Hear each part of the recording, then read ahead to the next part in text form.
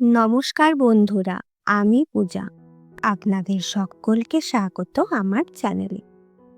আজ আমার মেহেন্দি ক্লাসের 40 নম্বর ক্লাস। আজকে আমি আপনাদের দেখাবো একটা ফুল হ্যান্ড সিম্পল কিন্তু ভরাটি মেহেন্দি ডিজাইন।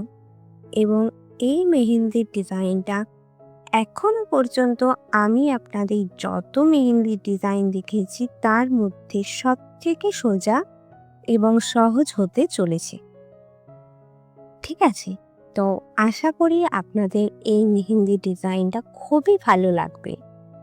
যারা এখনো আগের ডিজাইনগুলো বা আগের ক্লাসগুলো দেখেননি তারা অবশ্যই আগের ক্লাসগুলো দেখে নেবেন, তাহলে আপনাদের বুঝতে কোনো রকম অসুবিধা হবে না। আর যারা আমার চ্যানেলে নতুন তারা অবশ্যই আমার চ্যানেলটিকে সাবস্ক্রাইব করে পাশে থাকবেন এবং আমার এই ক্লাসগুলো বেশি বেশি করে শেয়ার করবেন, যাতে আরও অন্য সকলে মেহেন্দি ক্লাসগুলো করে মেহেন্দি শিখতে পারে এবং নিজে কিছু হলেও ইনকাম করতে পারে। তো সেই জন্যই কিন্তু আমার মেহেন্দি ক্লাসগুলো করানো। তো চলুন শুরু করা যাক।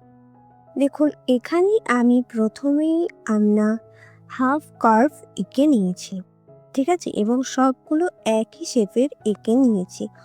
যেখানে আমার মেহেন্দির ফ্রন্টের স্টার্টিং পয়েন্টে কিন্তু আমি এখানে সুন্দর করে এঁকে নিয়েছি এবং কার্ভের মাঝের অংশগুলো এখানে কিন্তু মোটা করে নিয়েছি। তার ওপরে সেই শেপ অনুযায়ী আমি কিন্তু একটা লাইন টেনে নিয়েছি। এইবার সেই লাইন বরাবর ফুলের যে সরু পাপড়িগুলো হয় সেই পাপড়িগুলো এখানে কিন্তু সুন্দরভাবে সমানভাবে এঁকে নেওয়া হয়েছে। এইবার কিছুটা অংশ ফিলিং করার জন্য ফাঁকা দেওয়ার পর আবারও এখানে 4টি সোজা লাইন টেনে নেওয়া হয়েছে এবং 4টি লাইনের মধ্যে মাঝে 2টি লাইনকে মেহেন্দি দিয়ে পূরণ করে নিয়ে একটা মোটা মেহেন্দি লাইন তৈরি করে নেওয়া হয়েছে। আর মাঝের এই ফাঁকা অংশটিতে এক দিক দিয়ে লাইন টেনে আবার অপোজিট সাইডে লাইন টেনে নিয়ে ছোট্ট ছোট্ট করে এখানে বক্স এঁকে নেওয়া হচ্ছে। এই বক্সগুলো কিন্তু আপনারা চেষ্টা করবেন অবশ্যই যাতে সমানভাবে হয়। ঠিক আছে, যদি বক্সগুলো সমানভাবে হয় সেক্ষেত্রে বক্সে পূরণ করার পর সেটা দেখতে খুবই ভালো লাগবে। দেখুন, এখানে আমি একটা ছেড়ে আরেকটা বক্সের মধ্যে ডট দিয়ে দিচ্ছি। ঠিক আছে, এইভাবে আমি পুরোটাই কিন্তু এখানে ডট দিয়ে দিয়ে ডিজাইনটা করে নেব এবং এই ডটটা দেওয়ার ফলে দেখুন এই বক্সগুলো কতটা হাইলাইট হচ্ছে এবং দেখতেও কতটা সুন্দর লাগছে। ডিজাইনটা হলো সবচেয়ে সহজ, কিন্তু আঁকার পদ্ধতিটা হলো খুবই সহজ এবং ডিজাইনটা দেখতেও খুবই সুন্দর হবে। আর আমার ভিডিও যদি আপনাদের ভালো লাগে তাহলে অবশ্যই লাইক করবেন এবং কমেন্ট করে আমাকে জানাবেন। এর পরের ক্লাস মানে আমার 41 নাম্বার ক্লাসে আমি ময়ূরের ডিজাইন স্টার্ট করব। আশা করি আপনারা পরের ক্লাসগুলোর জন্য ওয়েট করবেন এবং ক্লাস এলে অবশ্যই আপনারা ভালোভাবে সেটি শিখবেন। তো আমি ময়ূরের বেসিক থেকে পুরো ক্লাসগুলো কিন্তু শেখাবো। মানে ময়ূরের ক্লাসটা কিন্তু একটা ক্লাসের মধ্যেই কমপ্লিট হবে না।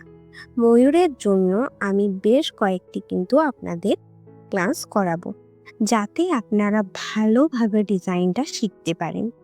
এবং ময়ূরের ডিজাইন আমরা যে কোনো সিম্পল মেহেন্দির ক্ষেত্রে বা ব্রাইডের ক্ষেত্রেও কিন্তু ব্যবহার করে থাকি, ব্রাইডাল মেহেন্দির ক্ষেত্রে। সেই জন্য সেই ময়ূরের শেপ বলুন খুব ভালোভাবে না জানলে কিন্তু কখনোই হবে না। তাই জন্য আপনারা আশা করি এই ক্লাসটা ভালোভাবে দেখবেন এবং প্র্যাকটিস করবেন, তাহলেই আপনারা ভালোভাবে বুঝতে পারবেন। আর আমায় অনেকেই কমেন্ট করছেন মেহেন্দি কোন বানাই আমি কিভাবে সেটা দেখানোর জন্য। আমি অবশ্যই আপনাদের সেই ভিডিওটা খুব তাড়াতাড়ি দিয়ে দেব। আপনারা আমার ভিডিও থেকে কে কতটুকু মেহেন্দি শিখতে পারছেন বা আঁকতে পারছেন সেটা অবশ্যই আমাকে কমেন্টের মাধ্যমে জানাবেন। আপনারা যদি আমাকে কমেন্টের মাধ্যমে জানান যে আপনারা কে কতটা কি শিখতে পারছেন বা আমি আপনাদের কতটা ভালো শেখাতে পারছি, তাহলে আমি বুঝতে পারবো যে আমি ঠিকঠাক শেখাতে পারছি কিনা। তাই অবশ্যই আমাকে কমেন্ট করে জানাবেন যে আপনারা কতটা কীরকম মেহেন্দি আমার শেখানোটা বুঝতে পারছেন বা করতে পারছেন। এখানে দেখুন আমি হাতের তালুতে মাঝ বরাবর কিন্তু 3টি লম্বা লাইন টেনে নিয়েছি সোজাভাবে। এইবার বাঁ দিকের অংশে কিন্তু আমি ঠিক যেই রকম নিচের দিকের ফাঁকা অংশে বক্স করে নিয়েছিলাম ছোট্ট ছোট্ট, এখানেও কিন্তু আমি সুন্দরভাবে লাইনগুলো দিয়ে ছোট্ট ছোট্ট বক্স এঁকে নিচ্ছি। ঠিক আছে, আপনাদেরকে কিন্তু সোজাভাবে লাইন টানা মানে আমার 1 নম্বর ক্লাস ভালো করে প্র্যাকটিস করতেই হবে, কারণ অধিকাংশ ডিজাইনই কিন্তু লাইন লাগে। আপনারা আশা করি এতদিনে বুঝে গেছেন যে বেসিকটা কতটা দরকার। বেসিক যে ক্লাসগুলো আমি ফার্স্টেই করিয়েছিলাম সেই ক্লাসগুলো একটা মেহেন্দি আঁকার ক্ষেত্রে কতটা দরকার।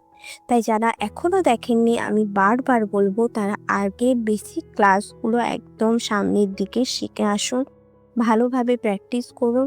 ওগুলো ভালো করে পারলেই কিন্তু আপনি পুরো মেহেন্দি ডিজাইন সুন্দরভাবে এঁকে ফেলতে পারবেন। তো দেখুন এখানে আমি ছোট্ট ছোট্ট বক্স করা হয়ে গেছে।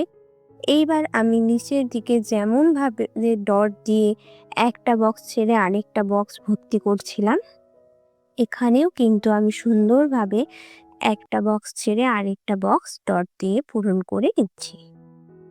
তাহলে দেখতেই পারছেন যে আমি একটা ডিজাইনে এখানে দুবার ব্যবহার করছি এবং অনেকটা অংশ জুড়ে ব্যবহার করছি, যাতে প্রায় হাতের সমস্ত অংশটাই একটা ডিজাইনে কিন্তু হয়ে যাচ্ছে এবং শেষে দেখবেন এই ডিজাইনটা দেখতে কিন্তু মোটেও খারাপ হবে না, বরং এটা দেখতে অনেক সুন্দরই হবে। এই ডিজাইনটার মধ্যেও যদি আপনাদের কোনো রকম কোনো বুঝতে সমস্যা হয় বা ডিজাইনটা আঁকার সময় কোনো রকম সমস্যা হয়, তাহলে অবশ্যই কিন্তু আমাকে কমেন্ট করে জানাবেন। আমি চেষ্টা করব আবারও আপনাদের ভালোভাবে বুঝিয়ে দেওয়ার এবং আরও একবার ভালোভাবে দেখিয়ে দেওয়ার। ঠিক আছে, তাই অবশ্যই আমাকে কমেন্ট করে জানাবেন যে এই ডিজাইনটা আপনারা আঁকতে পারলেন কি আপনারা আঁকতে পারেননি। তো দেখুন এখানে আমাদের কিন্তু সুন্দর করে ছক করে তার মধ্যে ডট দিয়ে ফিলিং করা হয়ে গেছে। এইবার দেখুন আমি অপোজিট সাইডের দিকটায় আমি কিন্তু এখানে সুন্দর করে ফুলের পাপড়ির যে ডিজাইনটা হয় সেই ডিজাইনটা এখানে কিন্তু আমি একটু লম্বা করে এঁকে নিচ্ছি। একদম দেখুন আমি কিন্তু এখানে ছোট্ট ছোট্ট আঁকছি না, যেহেতু আমি এই দিকটায় বেশি মোটা বা বড় ডিজাইন কিছু করব না, তাই জন্য এখানে কিন্তু আমি পাপড়ির যে ডিজাইনটা এই ডিজাইনটা আমি কিন্তু এখানে একটু লম্বা করে নিয়ে নিলাম। ঠিক আছে, এইবার দেখুন আমি এখানে একটা সুন্দর আম্বি এঁকে নিলাম। ঠিক আছে, দেখুন আম্বিটা খুব বড়ও নয়, ছোট্ট আম্বি আমি কিন্তু এখানে এঁকে নিয়েছি। এইবার দেখুন আম্বির ওপরের যে কার্ভটা হয় সেইটা অনুযায়ী আমি কিন্তু এখানে দুটো লাইন টেনে নিয়েছি। একটা লাইনের সামনে আমি কিন্তু ডট দিয়ে দিয়েছি, আরেকটা লাইনের সামনে আমি কিন্তু একটু পাতা এঁকে নিয়েছি। এই ধরনের পাতা আঁকাও কিন্তু আমি আপনাদের আগেই শিখিয়ে দিয়েছি। তো এখানে দেখুন সেম ডিজাইনটাই কিন্তু আমি এখানে রিপিট করছি। প্রথমে আম্বি, তারপর লাইন টেনে ডট, তারপর লাইন টেনে পাতা ডিজাইন। ঠিক আছে, সেমভাবেই আমি করছি। এই দিকটাই আমি কিন্তু আর কোনো রকম কোনো ডিজাইন করব না। ঠিক আছে, এই ডিজাইনটা করতেই দেখুন ওই দিকটা আমার সুন্দরভাবে পূরণ হয়ে গেল। এইবার আম্বির মাঝে যে অংশগুলো আছে এই অংশগুলোতে আমি সুন্দর করে মেহেন্দি দিয়ে পূরণ করে নিচ্ছি এবং মোটা করে নিলাম। এইবার আঙুলের যে সামনের অংশগুলো, সেই অংশগুলো আমি সুন্দর শেপে দিয়ে মাঝের অংশটা আমি কিন্তু ভর্তি করে নিচ্ছি। যে কোনো ব্রাইডাল মেহেন্দি বা সিম্পল মেহেন্দির ক্ষেত্রেই কিন্তু এই রকম আঙ্গুলের সামনের দিকের অংশগুলো আমরা যদি ভরাট করে নিই, তাহলে সেই মেহেন্দিটা দেখতে আরও সুন্দর হয়। অনেকেই কিন্তু এটা আঁকতে চায়, আবার অনেকে এইরকম পূরণ করতে চায় না। তাই আপনারা আগে জিজ্ঞাসা করে নেবেন, তারপর কিন্তু আপনারা পূরণ করবেন। এইবার দেখুন আমি বুড়ো আঙুলটিও সুন্দরভাবে শেপ দিয়ে পূরণ করে নিলাম মেহেন্দি দিয়ে।